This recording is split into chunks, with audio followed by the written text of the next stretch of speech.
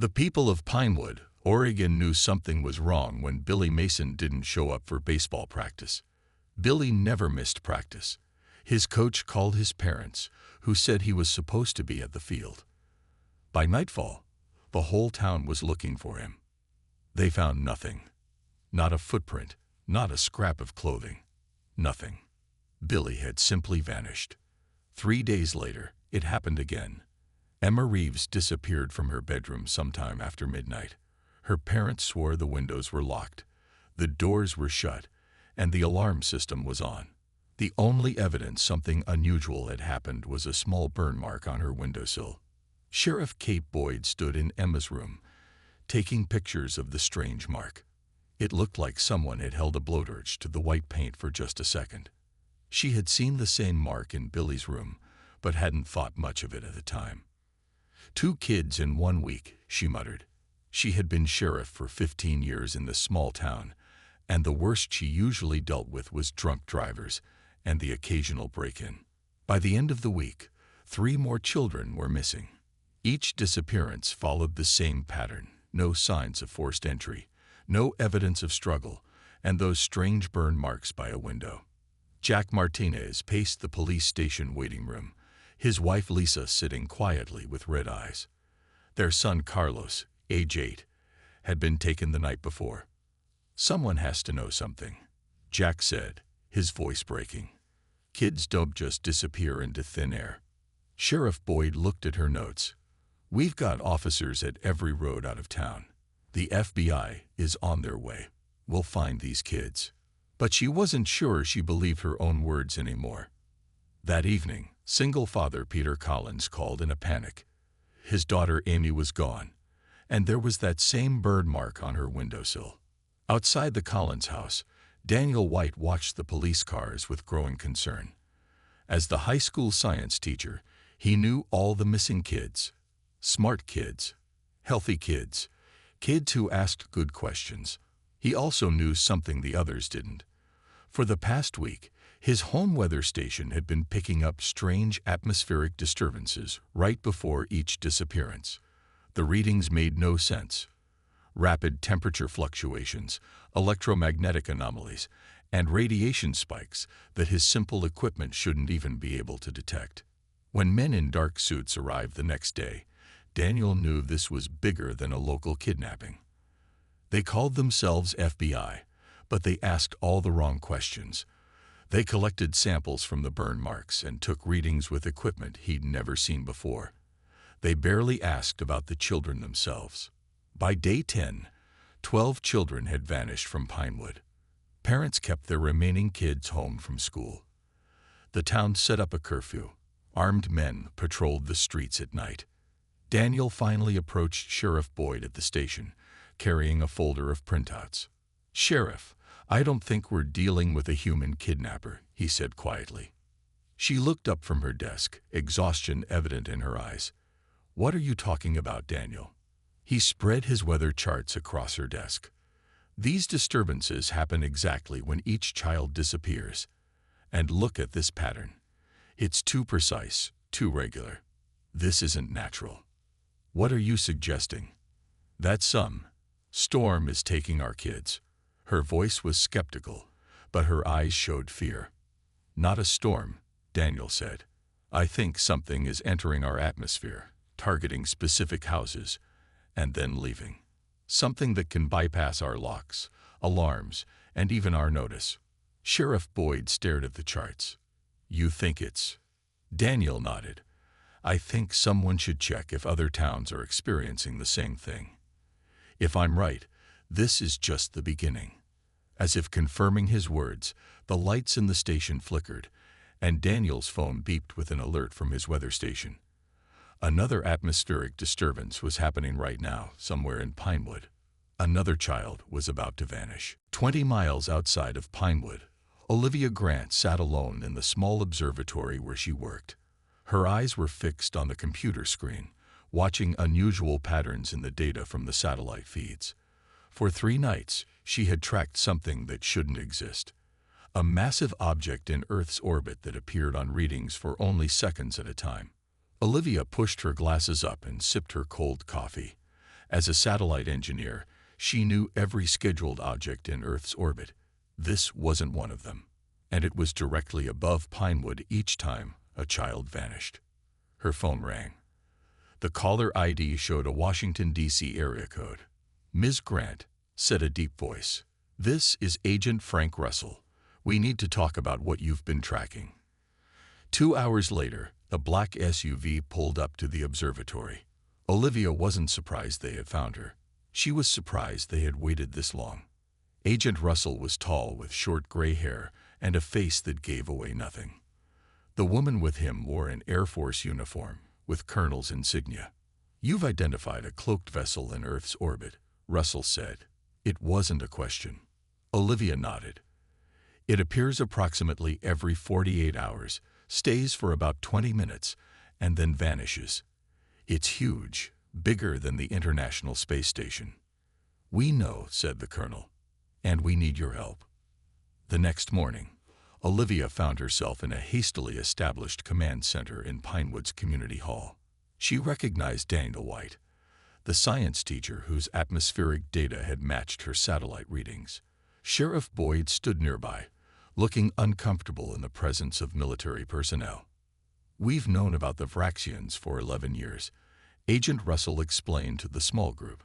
On the screen behind him was an image that made Sheriff Boyd gasp.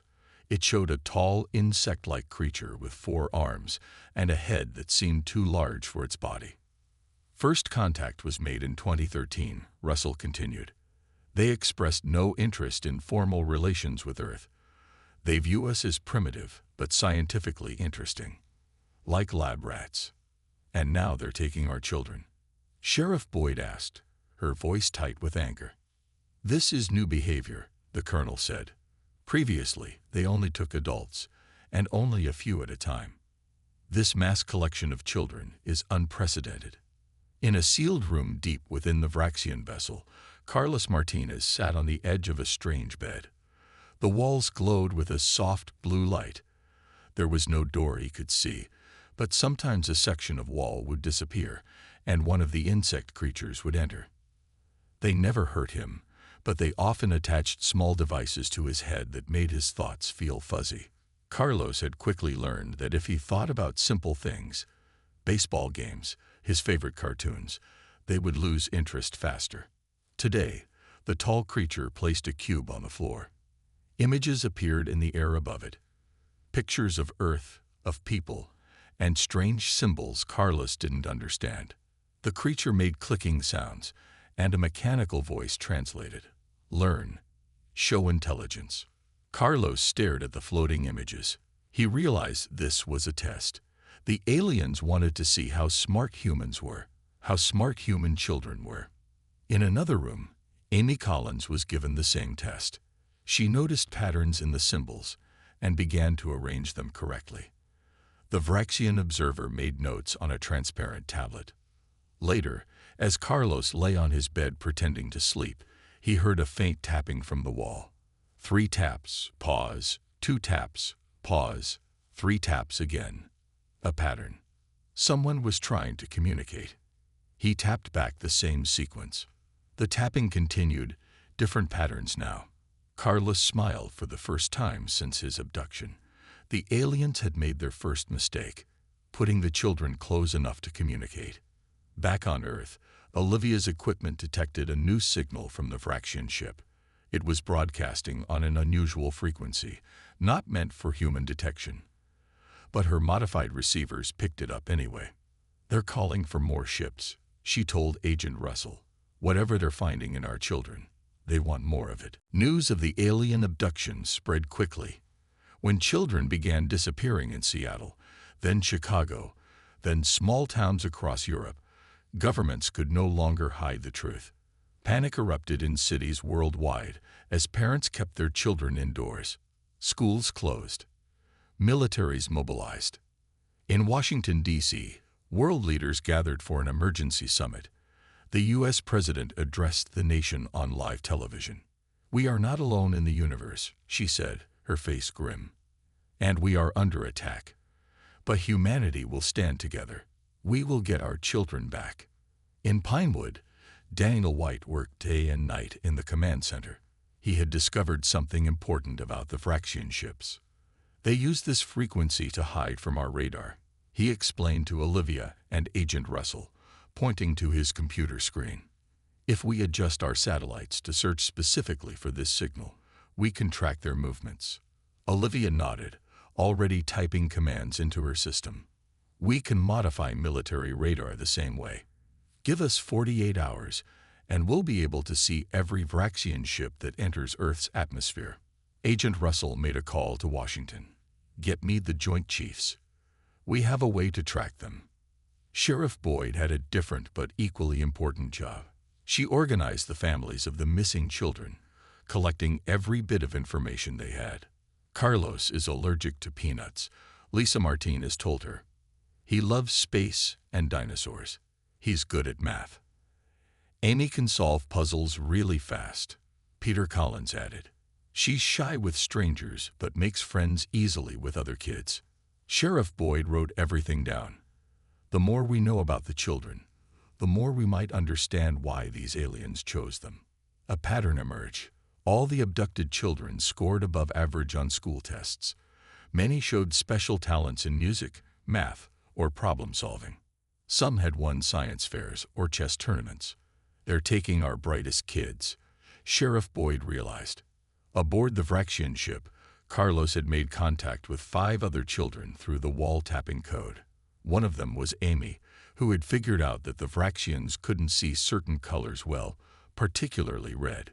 She had used a red food dye from her meals to write messages on her wall that the aliens never noticed. Through taps and hidden messages, the children shared what they learned about their captors. The Vraxians disliked loud noises. They moved slower in cold temperatures. And most importantly, they seemed uncomfortable when the children showed strong emotions. When I got really angry during a test, the alien backed away. Carlos tapped to the others. I think our feelings hurt them somehow. Amy discovered something else. The Vraxians had connected their minds to strange machines during the tests. During one session, she felt a weird connection, like she could sense where other Vraxians were on the ship. She shared this with the others. Maybe we can use this to know when they're coming, she suggested through her hidden wall messages. Meanwhile, Earth scientists worked frantically with pieces of alien technology recovered from previous encounters. Olivia led a team trying to understand the Vraxian communication systems. If we can break into their network, she told Agent Russell, we might be able to locate every child they've taken. The Vraxian ship continued its orbit around Earth, now joined by 2 more vessels. Daniel's tracking system showed they were positioned over major cities: London, Tokyo, New York. They're planning something bigger, Agent Russell warned. We need to move faster. What the Vraxians didn't realize was that Earth was moving faster too. And aboard their own ships, the children they thought were helpless test subjects were organizing, watching, and preparing to fight back. Agent Russell called an emergency meeting at the command center. He placed a small metal container on the table and opened it carefully. Inside was a thin device that looked like silver spider webs. 5 years ago, we captured a Vraxian scout, he explained. This is part of their neural system. Our scientists have been studying it ever since. Daniel leaned in close. What did you learn? They process sensory input differently than humans, Agent Russell said. Certain sounds cause them pain. Specific light patterns can confuse their vision, and they have an extreme sensitivity to human emotions. Olivia's eyes widened. The children on the ship reported the same thing. Agent Russell nodded. The Vraxians are telepathic within their own species, but human emotions, especially strong ones like fear or love, create a kind of static in their minds. It hurts them. Sheriff Boyd stood up. So our love for our children is actually a weapon against them. Potentially, said Agent Russell. That might be why they typically avoided taking children before. Adult humans have more controlled emotions. Children feel everything more intensely. Olivia was already working on her computer. If we can amplify certain sound frequencies and combine that with pulsing light patterns. She looked up. We could create a weapon that targets their sensory weaknesses. On the Vraxian ship, Carlos had been moved to a new room. This one had a window that looked out into space. Earth was a blue ball in the distance. He could see other Vraxian ships too. Large, dark shapes against the stars. During his latest test, Carlos had stolen a small tool from the testing table. It was thin and sharp, like a screwdriver. He didn't know what it was for, but he knew it might be useful. When the wall section disappeared and the tall Vraxian entered his room, Carlos pretended to be asleep. The alien approached, clicking quietly to itself. It reached out to attach a monitoring device to Carlos's head. Carlos waited until the last moment, then sat up quickly and shouted as loud as he could. The Vraxian jerked back, its limbs shaking. Carlos had learned that sudden, loud noises confused them briefly. While the alien was disoriented, Carlos jammed the stolen tool into a panel on the wall. Sparks flew, and suddenly the lights in his room dimmed. The Vraxian made an alarming rattling sound and rushed from the room. The wall section closed behind it, but not completely.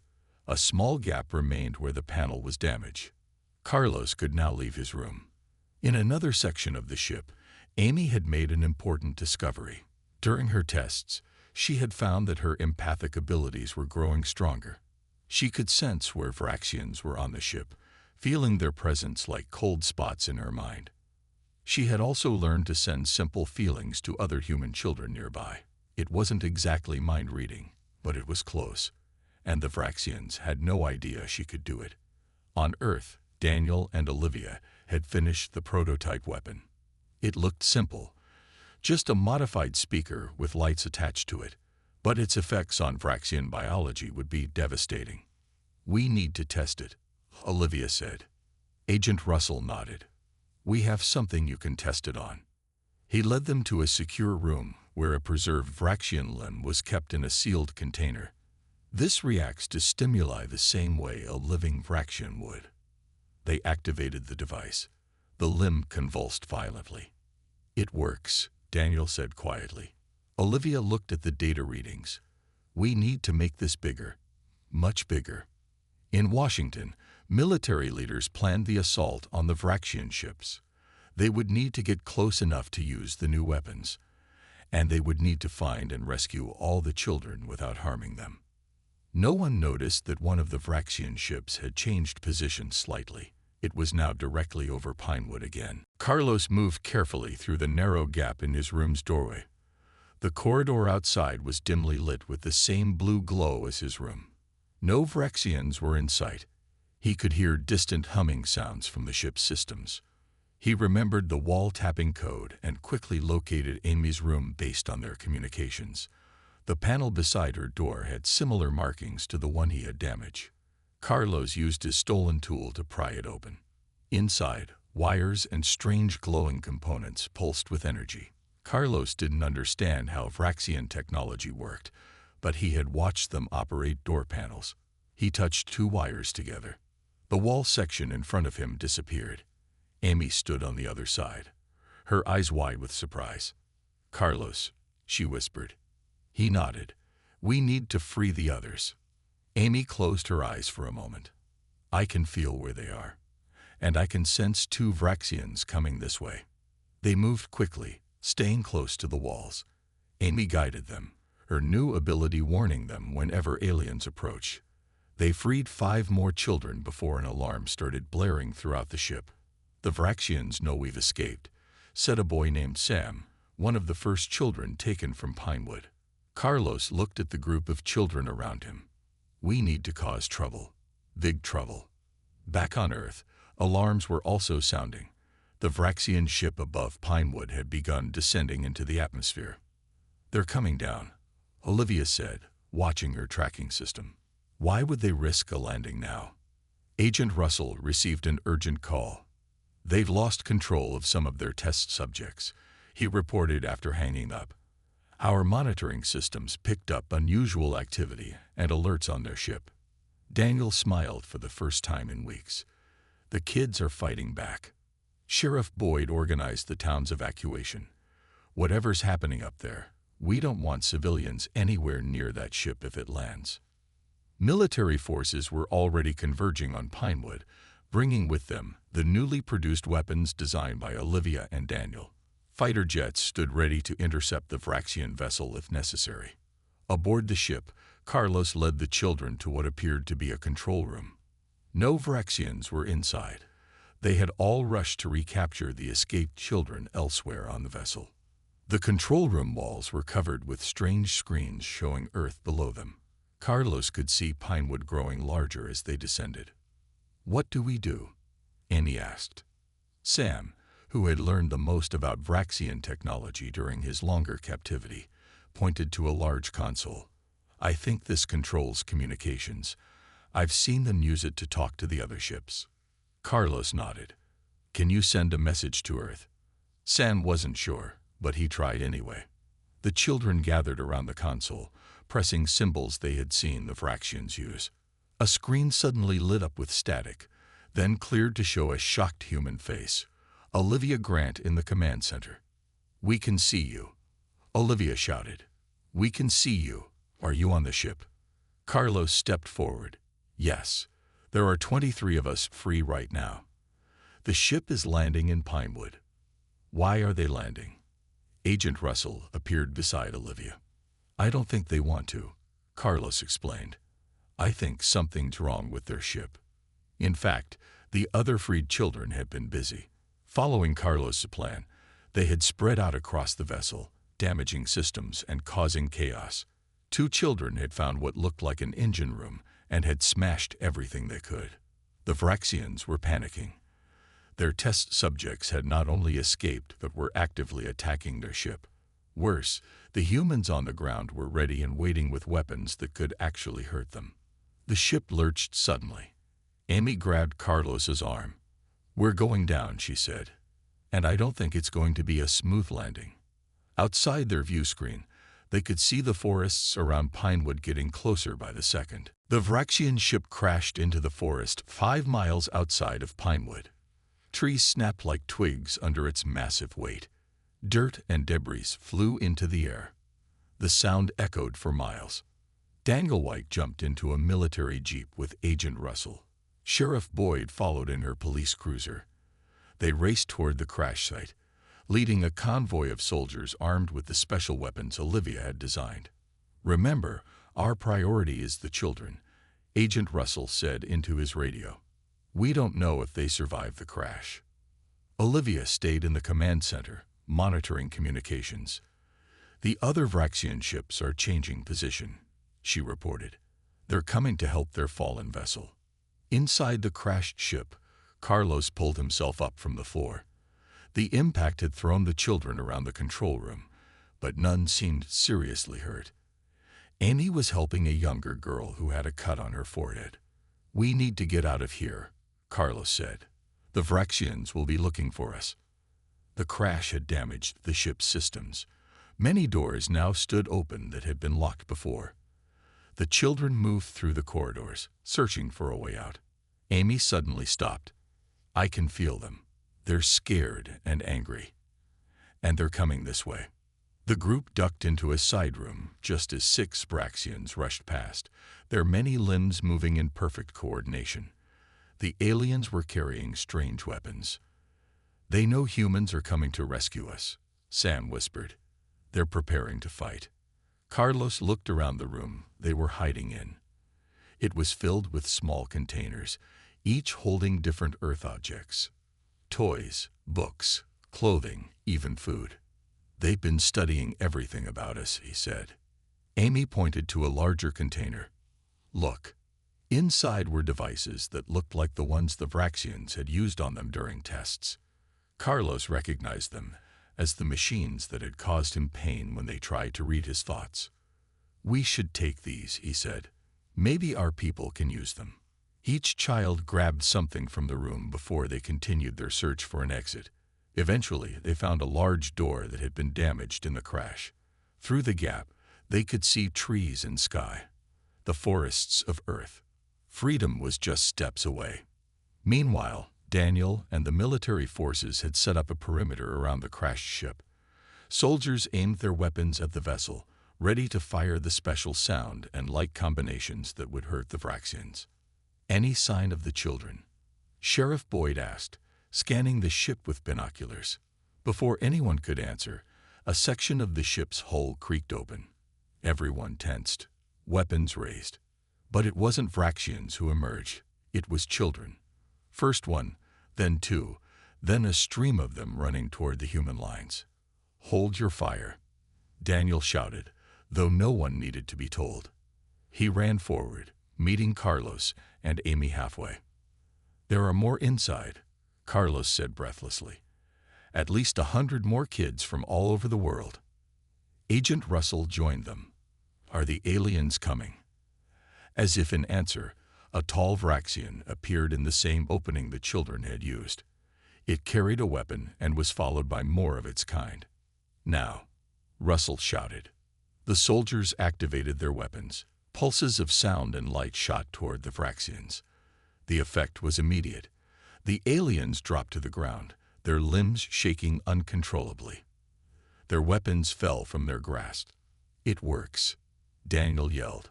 More military vehicles arrived, bringing medical teams for the children and more weapons for the soldiers. The rescued children were quickly moved to safety. But the battle was just beginning. Olivia's voice came over the radio. "We have a problem. 3 more Vraxian ships are entering Earth's atmosphere. They'll be here in minutes." Carlos looked at Amy, then at Daniel. "We know how to hurt them from the inside," Carlos said. "And we know where the other children are kept." Agent Russell studied Carlos's face. "What are you suggesting?" "Let us help you fight," Carlos said simply. Agent Russell looked at Carlos, then at the other children. Their faces showed fear, but also determination. After a moment, he nodded. "You know the ship layout. You know where the other children are, but you stay behind our soldiers at all times." "Understood." Carlos and Amy agreed. Daniel stepped forward. "I'm going too." Inside the fallen ship, human forces moved carefully through blue-lit corridors. Carlos and Amy led the way, with Daniel and heavily armed soldiers close behind. Amy used her strange new ability to sense where Vraxians were, helping the team avoid large groups of aliens.